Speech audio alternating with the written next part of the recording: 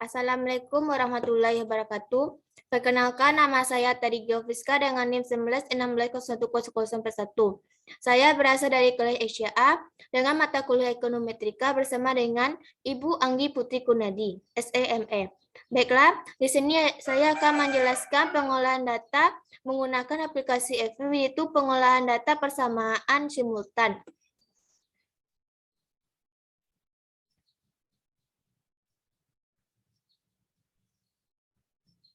Sebelum itu kita masuk ke judul penelitian dan kerangka konseptualnya.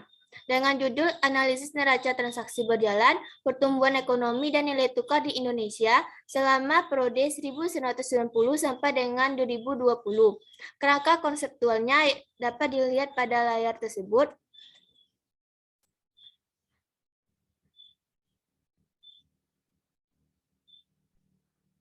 Dan selanjutnya itu variabel endogen dan eksogen berdasarkan konseptual. Yang pertama, variabel endogen yang terdiri dari neraca transaksi berjalan Y1, pertumbuhan ekonomi Y2, dan nilai tukar Y3. Yang kedua itu variabel eksogen yang terdiri dari harga minyak X1, keterbukaan ekonomi X2, investasi asing langsung X3, pengeluaran pemerintah X4, aset luar negeri X5, inflasi X6, dan jumlah uang beredar X7, ekspor X8, dan suku bunga X9. Dan juga ada uji identifikasi persamaan simultan. Dapat kita lihat bahwa yang pertama untuk persamaan neraca transaksi berjalan dapat dilihat pada layar tersebut. Yang kedua untuk persamaan pertumbuhan ekonomi juga dapat pada layar ini. Yang ketiga, untuk persamaan nilai tukar juga dapat kita lihat pada layar tersebut. Selanjutnya itu bentuk persamaan ekonometrik persamaan simultan. Dapat kita lihat pada layar tersebut. Baiklah, langsung saja kita masuk ke proses pengolahan data persamaan simultan dengan menggunakan aplikasi FView.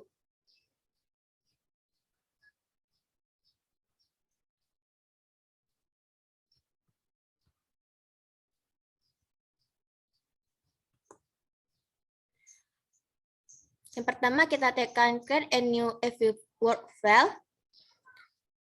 Word file struktur tipenya itu data regular frequency. Frekuensinya annual, start date-nya itu 1990, end date-nya 2020. Kita tekan OK.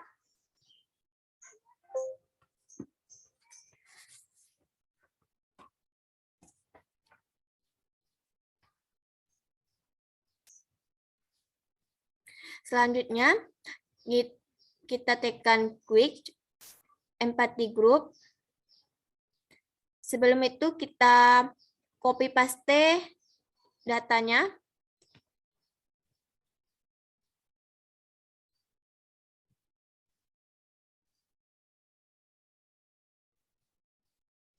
Kita Ctrl F.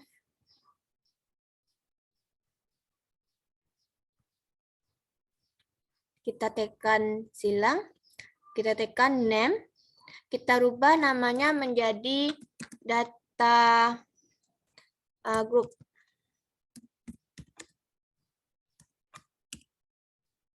Kita enter.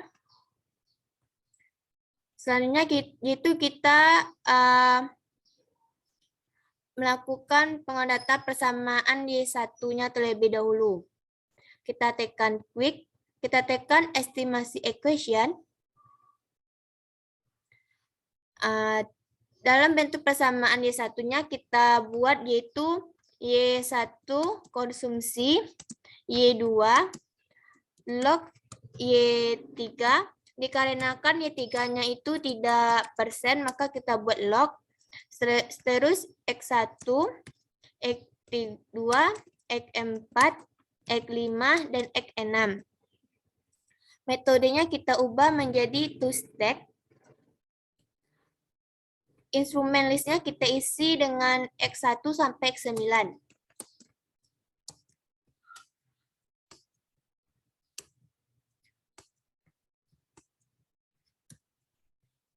Setelah selesai kita isi, kita tekan OK.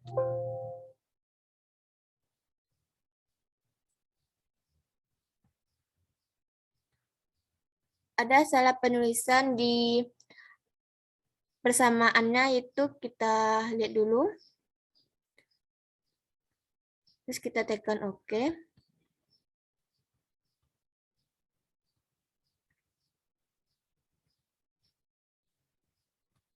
Ini adalah hasil persamaan Y1-nya.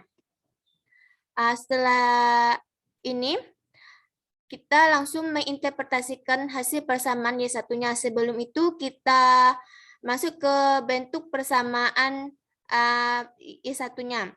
Yang mana Y1 T sama dengan 8,64 dikurang 0,54 Y2 ditambah 1,70 log Y3 ditambah 0,72 X1 dikurang 0,16 X2 dikurang 1,39 X4 dikurang 0,17 X5 dan ditambah 0,04 X6. Itulah bentuk persamaan dari Y1 ini. Selanjutnya kita lanjut ke interpretasi hasilnya. Yang pertama yaitu angka konstantanya yaitu 8,64. Artinya neraca transaksi berjalan atau X1 adalah sebesar 8,64.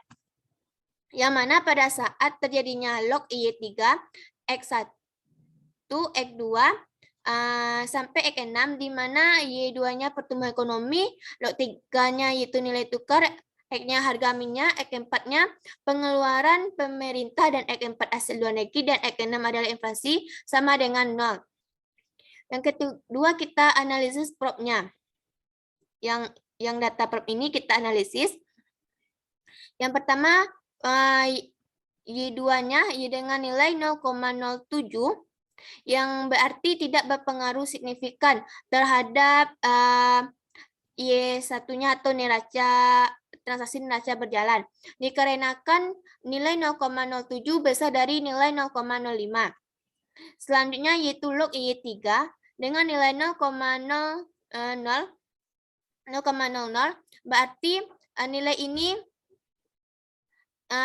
berpengaruh signifikan terhadap Y1 atau neraca transaksi berjalan sebab nilai 0,00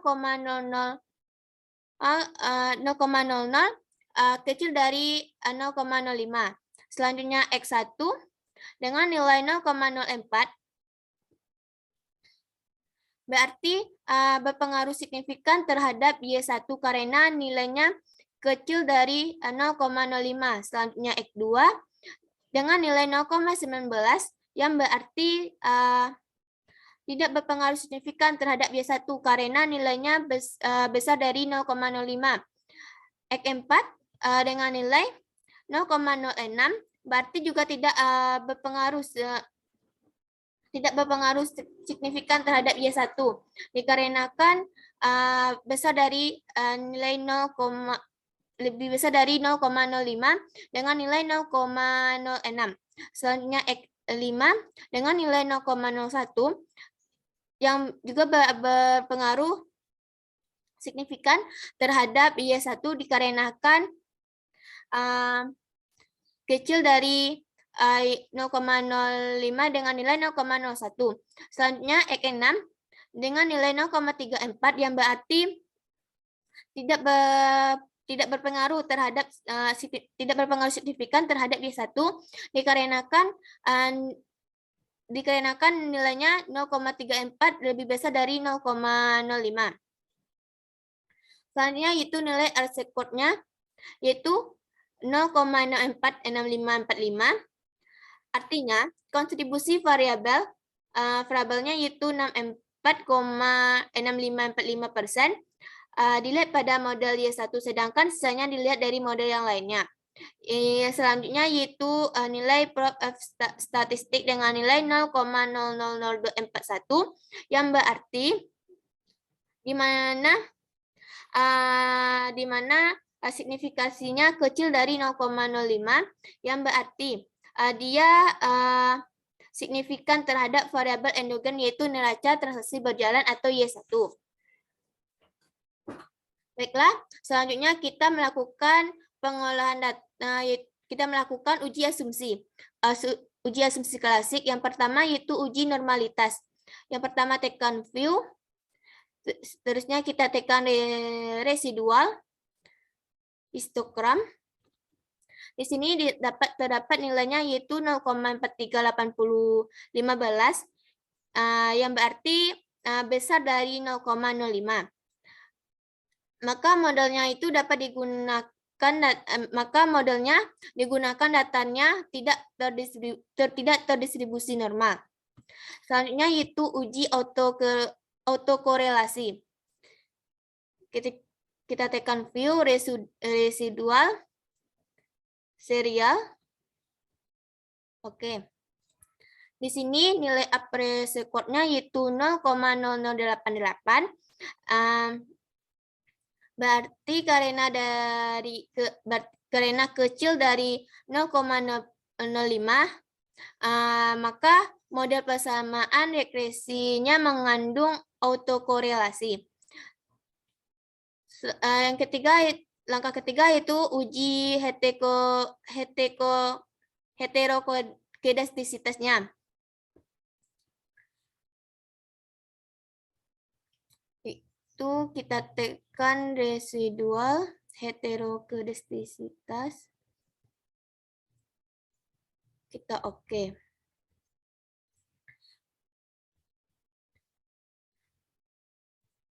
Nilai R-score-nya yaitu 0,7324, besar dari 0,05, maka terbebas dari heterokodastisitasnya. Selanjutnya yaitu kita lakukan yaitu uji multikolinaritas. Dengan langkah kita tekan quick, group statistik, correlation. Kita tulis yaitu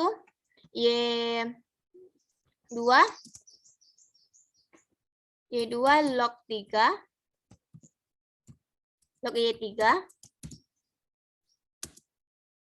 X1, X2, X4, X5, dan X6. Kita tekan OK. Ini adalah hasil dari uji multikolinaritasnya. Kita delete. Selanjutnya kita masuk ke persamaan 2. Kita tekan quick estimasi question. Di sini persamaannya kita buat yaitu Y2 konsumsi Y1 log Y3 X3 X4 X5 X6 dan X7. Metodenya juga kita tukar menjadi two-stack. Instrumen listnya kita isi X1 sampai dengan X9.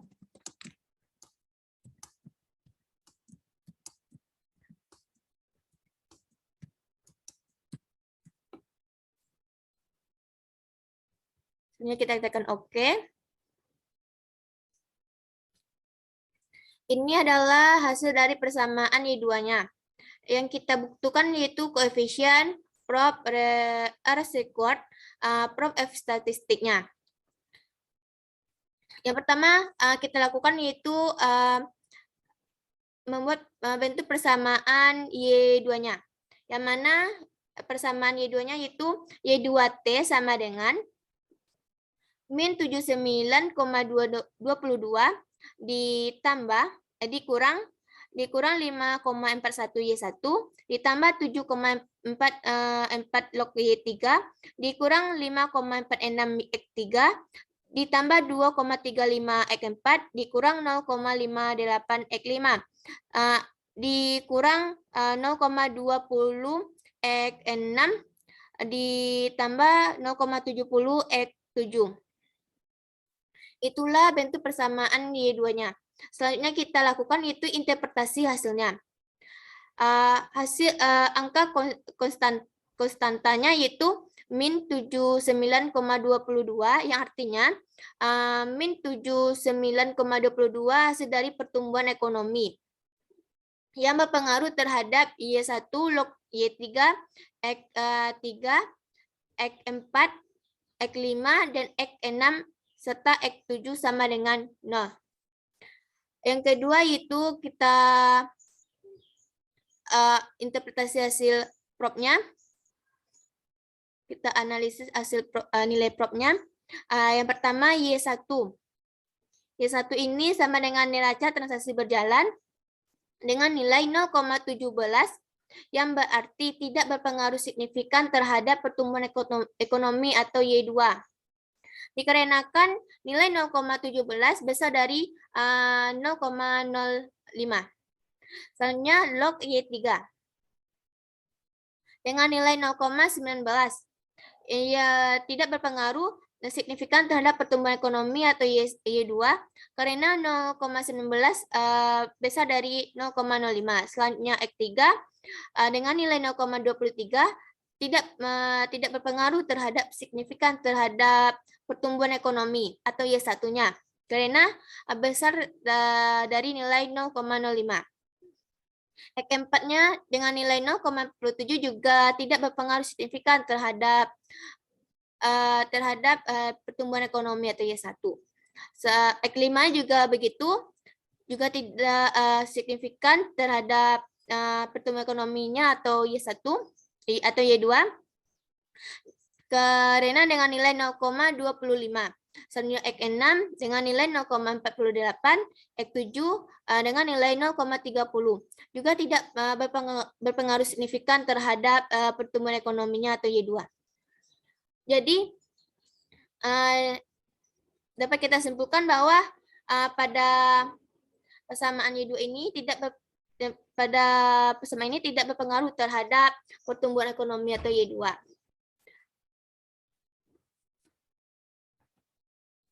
Selanjutnya itu nilai R-squared-nya yaitu dengan nilai min 2,070488.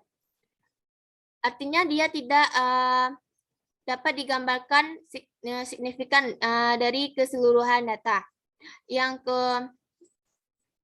Selanjutnya yaitu prob F statistik dengan nilai 0,724386 di mana tidak berpengaruh terhadap variabel endogen yaitu pertumbuhan ekonomi atau Y2. Selanjutnya kita melakukan uji asumsi klasiknya. Yang pertama uji normalitas. Kita tekan view, residual, histogram. Di sini terdapat nilainya yaitu 0,560632. Di mana di sini yaitu berarti nilai 0,560632 ini besar dari 0,05. Berarti tidak terdistribusi normal. Selanjutnya kita lakukan yaitu uji autokorelasi dengan tekan view, residual, serial. Oke. Di sini R-squared-nya yaitu 0,0193. Yang dimana model persamaannya itu mengandung autokorelasi. Selanjutnya kita lakukan itu uji heterokedastisitasnya. Kita tekan view, residual, heteroskedasticity. Oke. Di sini juga terdapat nilainya yaitu nilai R-squared-nya 0,1770 yang berarti besar dari nilai 0,05. Maka nilainya itu terbebas dari heterokedastisitasnya. Selanjutnya uji yang keempat yaitu uji multikolinaritas. Kita tekan which group statistik, correlation. Di sini kita buat persamaannya yaitu Y1 log Y3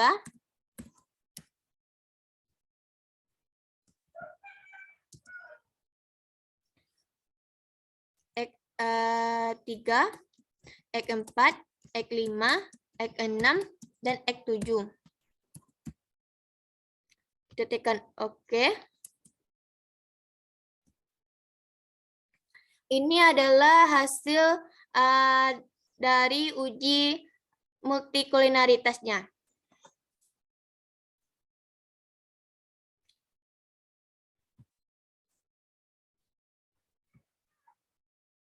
Selanjutnya kita melakukan yaitu persamaan 3. Kita tekan estimasi question. Persamaannya itu kita buat log Y3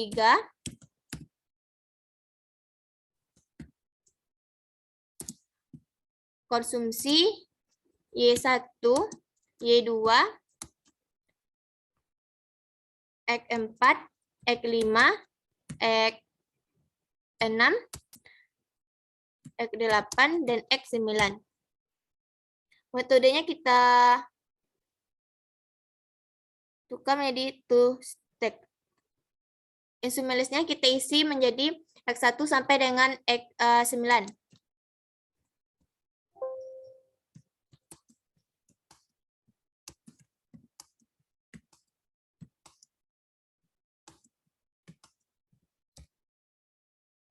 Kita tekan OK.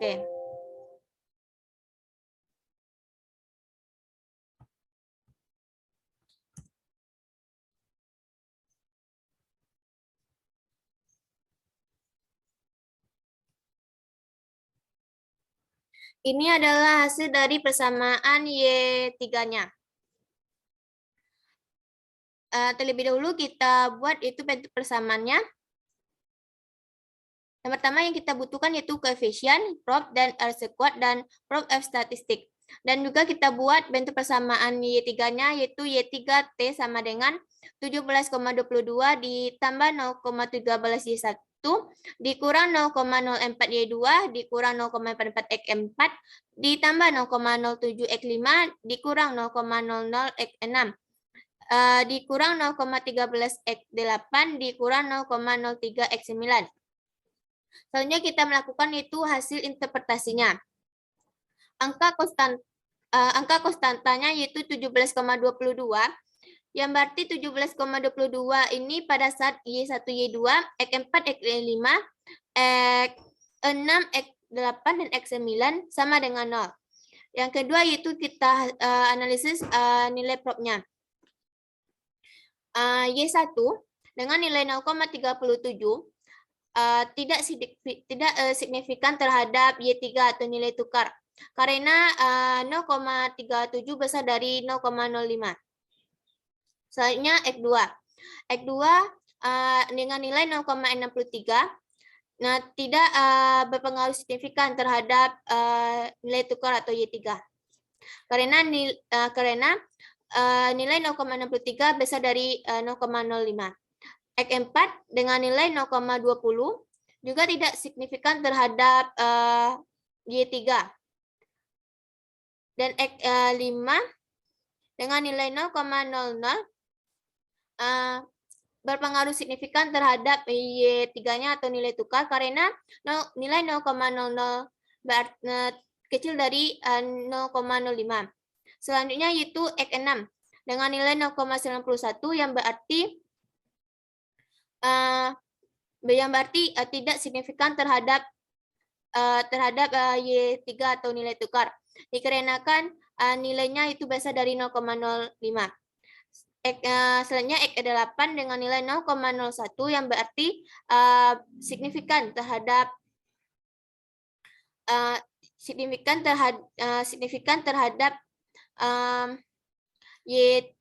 Y3-nya atau nilai tukarnya karena nilai 0,01 kecil dari nilai 0,05. X9 dengan nilai 0,45 yang berarti tidak berpengaruh. Tidak berpengaruh terhadap Y3-nya karena nilainya besar dari 0,05. Selanjutnya yaitu sekotnya dengan nilai 0,80, 16, 90, 94 yang berarti dapat dilihat terhadap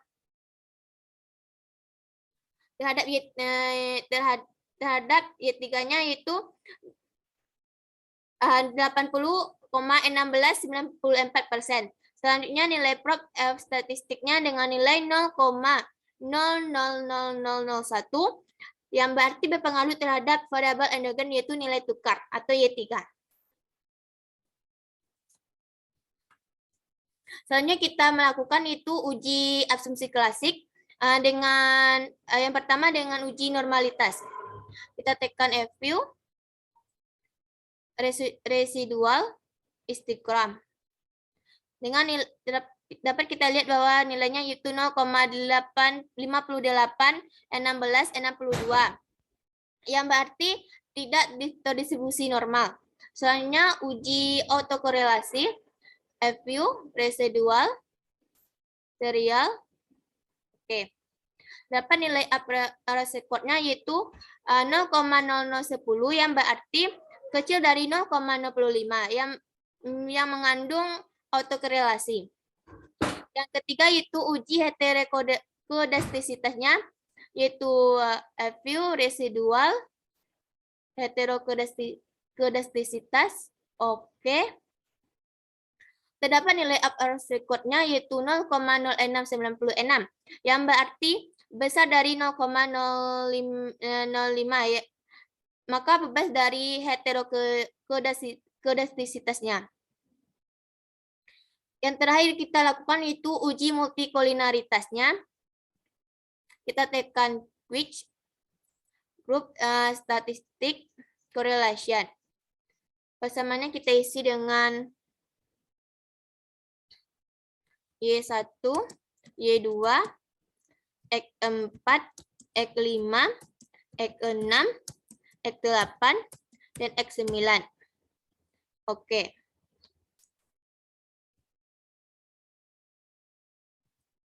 Ini adalah hasil dari uji multikolinaritasnya.